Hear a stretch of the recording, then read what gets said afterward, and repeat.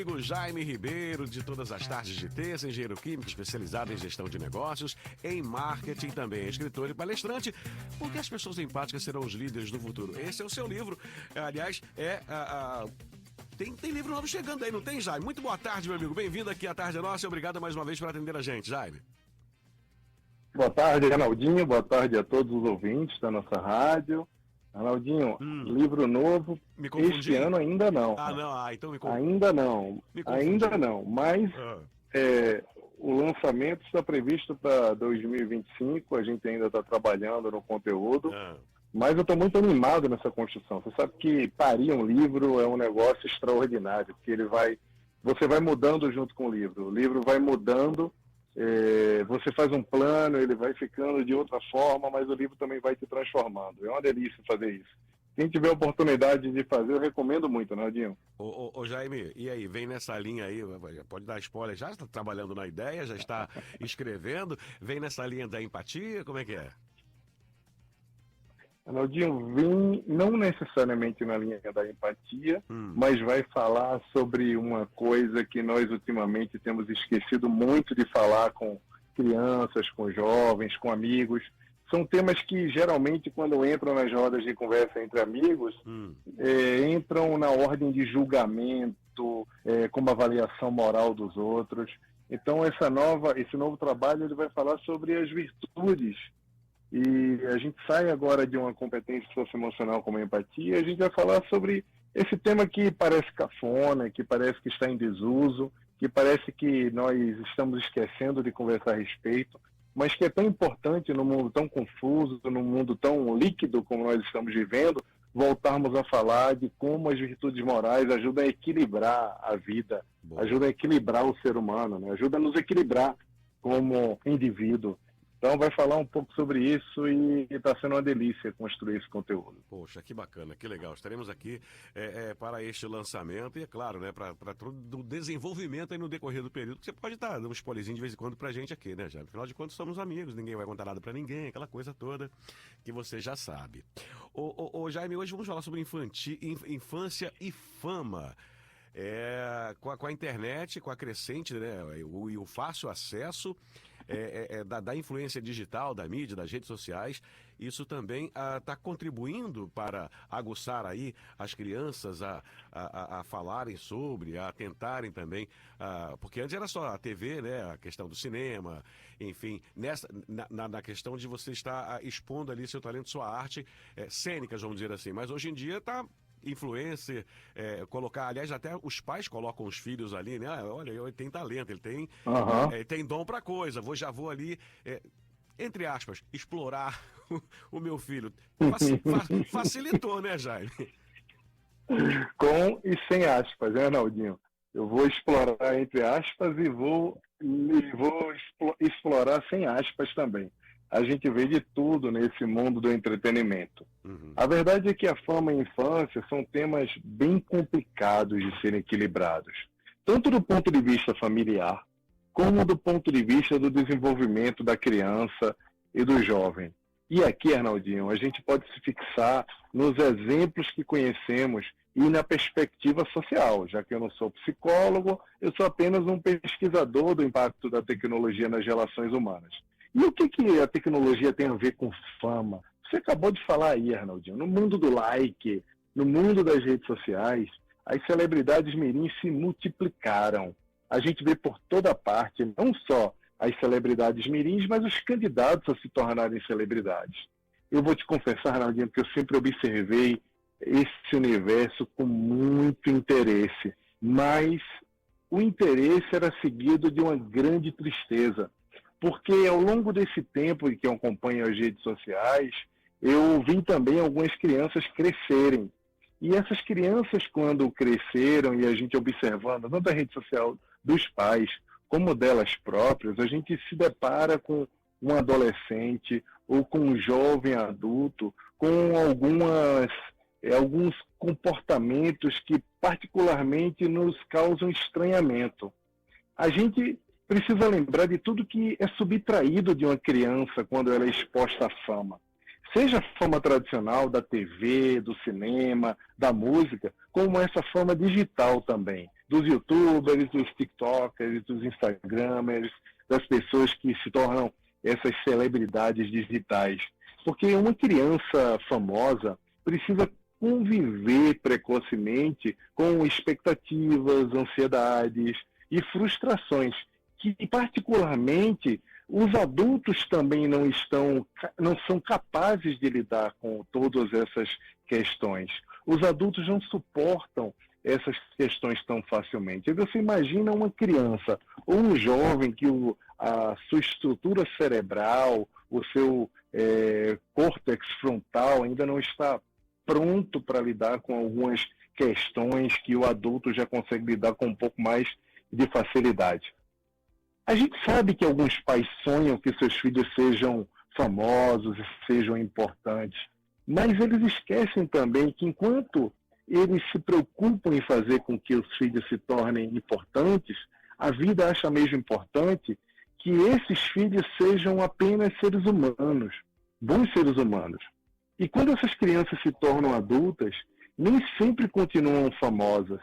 E aí, nesse ponto é que talvez exista um grande problema, a criação de um problema. Do cansaço de uma vida que não foi bem vivida, uma vida vivida fora de ordem, uma vida com muitas responsabilidades, uma vida com hiperexposição, uma vida que não foi vivida como brincada, que não foi uma vida que a criança pôde ser quem ela era. Os pais, na verdade, deveriam proteger seus filhos, Arnaldinho, administrando com sabedoria, sabendo que nem sempre o que a criança fala nem sempre que a criança fala que está se divertindo, ela está de fato se divertindo. Aquela diversão pode feri-la também, pode magoá-la, pode trazer problemas graves no futuro, e é preciso a gente ter muita cautela quando lida com essa questão.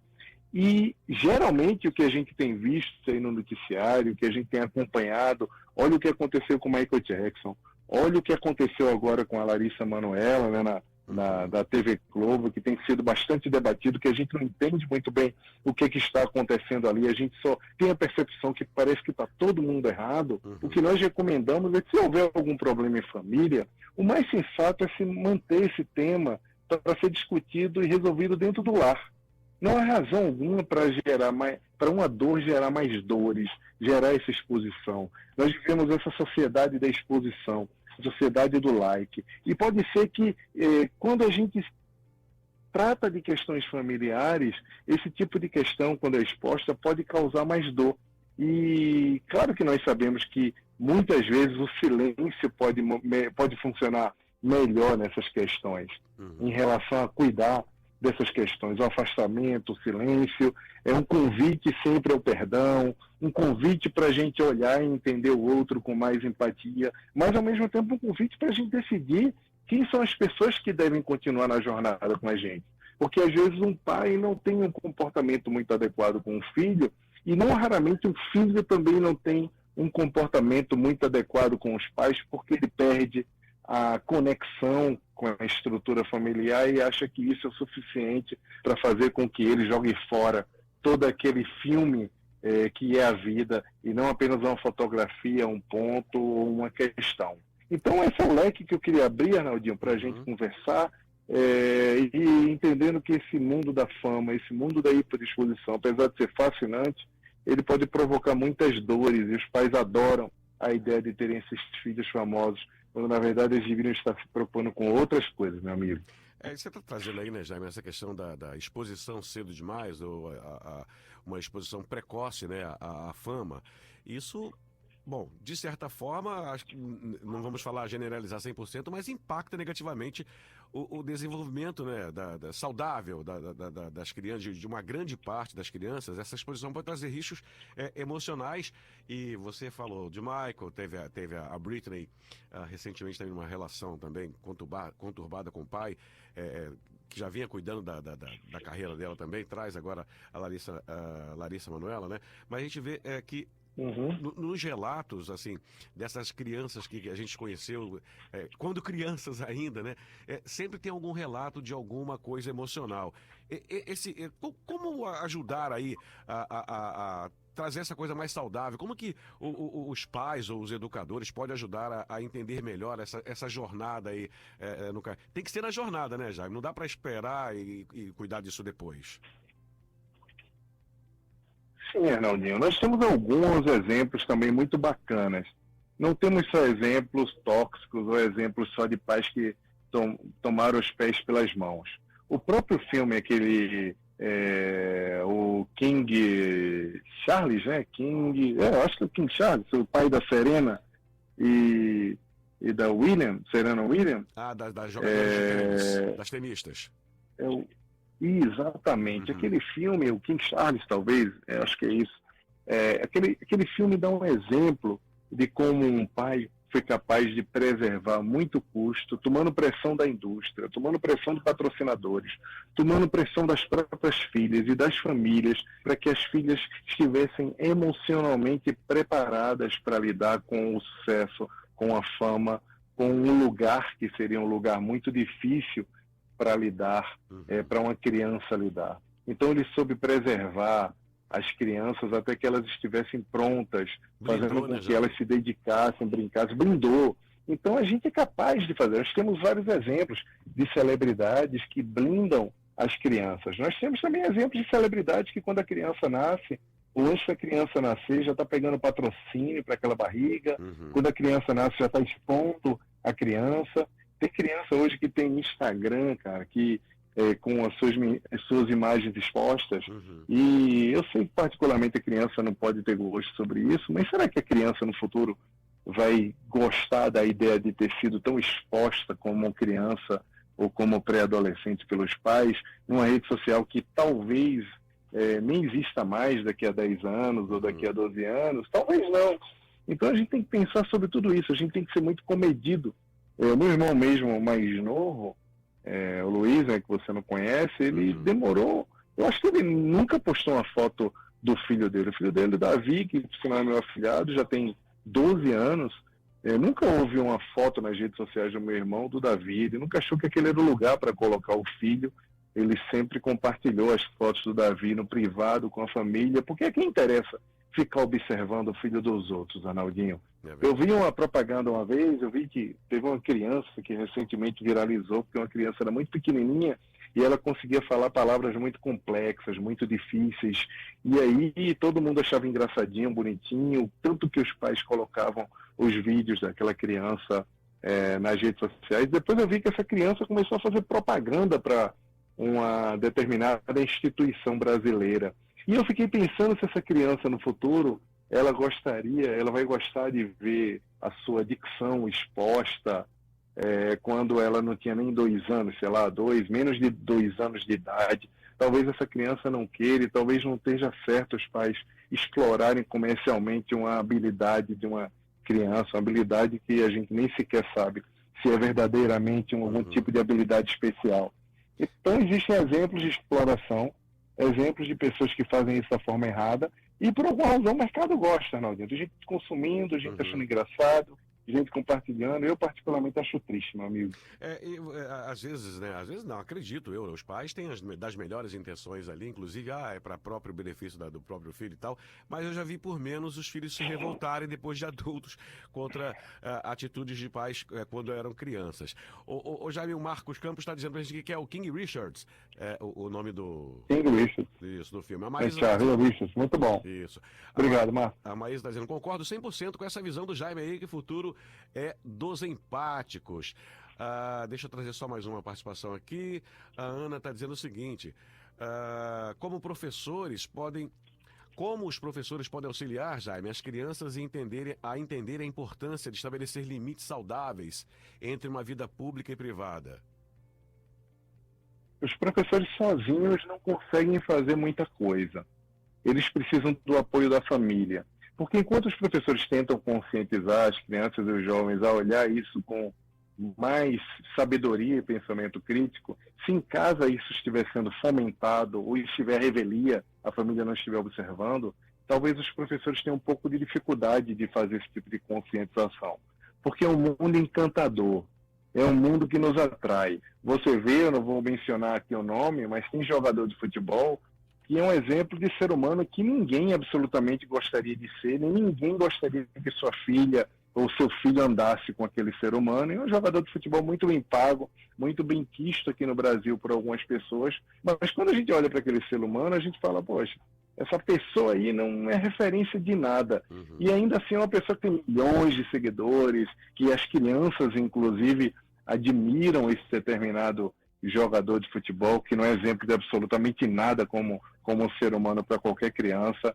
Então, é um mundo muito tentador. Os pais, os professores precisam se aliar aos pais e à escola para poder fazer um movimento de conscientização para que a criança tenha algum tipo de maturidade para observar esse tipo de coisa. Claro que a gente tem que ter muito cuidado para a gente não tolher talentos. Mas como é que a gente lida com talentos sem a gente ser perverso? Outro dia eu estava fazendo uma palestra na escola, na região norte. E aí um pai levantou a mão e fez a pergunta, como é que ele fazia para lidar com uma filha de 11 anos que não queria fazer outra coisa a não ser ser influencer de um determinado tema, que eu não vou falar aqui também para não expor a família, mas é um tema assim que crianças particularmente não são muito boas em falar sobre esse tema, porque elas não viveram isso ainda, sabe, Arnaldinho? Aquela coisa, imagina uma criança sendo coach profissional, sabe? Ou sendo coach financeiro. Não dá para uma criança falar sobre isso, ela se quer, sabe? Ela pode estudar, ela pode repetir muito sobre isso, ela pode... Outro dia eu vi uma criança de 12 anos dando uma palestra, uma criança até que está sendo bastante chamada, até por uma empresa, gente como Fundação Dom Cabral, para dar palestra, a criança falando sobre modelos de escola, que é as escolas do passado e as escolas de agora. Como é que ela fala sobre escolas do passado se ela nunca esteve nas escolas do passado? Por meio de livros, de relatos? Como é que é? Sabe? Então, são coisas que essas crianças aprendem a repetir. E entre aspas, né, já está vivendo a escola ainda. Ainda está vivendo. Tá Ela, início, inclusive, né? disse que abandonou a escola. Essa outra criança que o pai levantou a mão, o pai pediu ajuda para saber como é que ele fazia para impor limites, porque ela não queria brincar, ela não queria fazer outra coisa, a não ser ser esse tipo de influencer dessa coisa aí que eu não vou falar o que é. E aí, de uma hora para outra, a criança assim, levantou do lado dele, pegou um livro e falou, eu tenho um livro, eu quero mostrar para vocês e tal. E aí veio, pediu para falar, achou que ia ajudar o mundo fazendo isso, e o que a gente achava. E aí eu peguei o microfone e falei assim, olha, eu queria que você brincasse. Eu fui uma criança que com 15 anos, eu era um adolescente, que eu falava para o público, né, fazia palestras e tal. E aos 20 anos eu cansei. Eu olhei e falei, não, cara, só quero ser um jovem normal. Sair com os amigos, pegar o meu carro, ir para a esquina, paquerar, namorar, conversar besteira. Eu não quero ser um jovem que parece uma experiência social, uma experiência de um circo, que as pessoas ficam dizendo, pô, nossa, como esse jovem fala bem, como esse jovem... Então, eu acho que isso aí depois faz falta quando a gente se torna adulto. A coisa que eu pedi para o pai da criança e para ela, falou, brinca, não deixa de se divertir. Isso talvez seja alguma coisa passageira. Olha outras coisas também, nunca deixe de ser criança. Mesmo que você tenha interesse por isso, que é uma coisa legal, mas não se preocupa com aparecer sobre isso, e sim, talvez estudar sobre esse tema e buscar contribuições para o mundo. Existem várias formas de você ser útil para o mundo, mesmo você sendo uma criança. Maravilha. Jair, como é que você está de tempo aí? Eu queria ficar um pouquinho mais com você hoje, porque tá bastante perguntas chegando aqui pra gente, ou então a gente continuar esse bate-papo na semana que vem. O que você me diz? A gente pode ter mais uns 3 minutinhos, Arnaldinho. A gente pode continuar assim na próxima semana. Então vamos, antes de eu ir pro break, vamos trazer só aqui os áudios então. Deixa eu trazer o Marcos. Fala aí, Marcos. Oi, Jaime. Oi, Arnaldinho. Opa. Há 8 anos atrás, minha filha mais nova, que hoje tem 16, por livre e espontânea vontade, na verdade pressão, né? Porque via os amiguinhos, via no YouTube, crianças da idade dela fazendo, e sentiu vontade de começar a fazer. Gerou uma crítica familiar sobre isso. Nós temos alguns familiares que foram totalmente contra, e a gente simplesmente respeitou a criança. A gente conversou com ela, falou, filha, você não tem ainda entendimento das questões da vida, mas você quer fazer isso? Ela, quero. Resumindo, hoje, com 16 anos, ela tem vergonha daquilo que ela fez por livre e espontânea vontade. ela não ganhou nada, apenas ela quis, copiava algumas provas, algumas brincadeiras, mas ela tem vergonha. Quando a gente mostra um vídeo gravado dela no YouTube de 9, 8 anos atrás, ela não mostra não, não gosto. Ela tem vergonha. Então, realmente é difícil, mesmo você tendo a criança querendo, ainda é complexo. Você não sabe depois, quando mais velho, o que a pessoa vai entender sobre aquilo. É bem complexo. Esse é o ponto do Marcos. Você tá aí, Jaime? Tô sim. Tá, deixa eu trazer também já a Rose, e aí você já fala dos dois. Tá bem. Boa tarde especial aí pro Jaime. Semana passada eu estava te ouvindo e o Arnaldinho, Jaime, mas eu estava com as mãos todas cheias de massa. Mas hoje eu estou falando um especial para vocês dois, viu? Realmente vocês têm toda a razão. Expor para aqui. Tem toda a razão mesmo. Parabéns, viu, pela colocação. Tá bom. Conseguiu ouvir? Tá baixinho, você ouviu aí a Rose aí, ô Jaime? Você perguntou por ela semana passada, ela estava na escuta, viu? Só não pôde participar, né? Ô, Rose, um grande abraço aí para você. Obrigado pela audiência também. E, Marcos, eu vou levar um pouquinho de conforto para esse coração aí que está tendo que lidar com um adolescente que está com vergonha dos vídeos que fez quando criança. E esse conforto, Marcos, é que vai passar.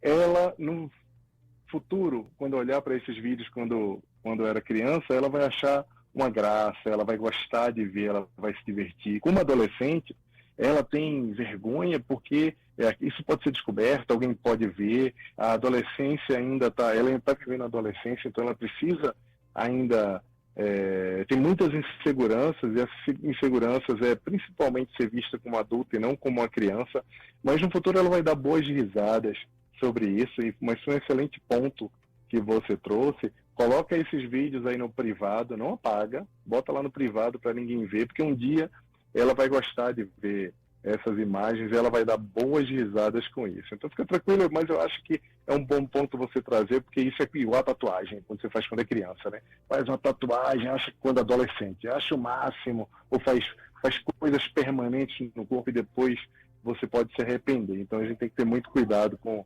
as coisas que a gente escolhe fazer quando a gente não tem maturidade, por isso que é tão importante os pais estarem perto. Às vezes os pais não conseguem, o caso que você relatou, mas eu acho que vale a pena o teu relato como reflexão para a gente saber como isso funciona, né? Bem bacana o teu relato. Boa, bacana. Obrigado por compartilhar conosco. Maravilhoso. Valeu, Marcos. Jaime, um abraço para você, meu amigo. Muito obrigado. Desculpa segurar você por mais tempo hoje aí, mas o tema é bacana. A galera que mandou perguntas aqui, que não foi em áudio, foi em texto, manda lá no Instagram do Jaime, né, Jaime? Ali no @Jaime Ribeiro, no Instagram. A galera pode continuar batendo papo ali e você, na medida do possível, responde a turma, né?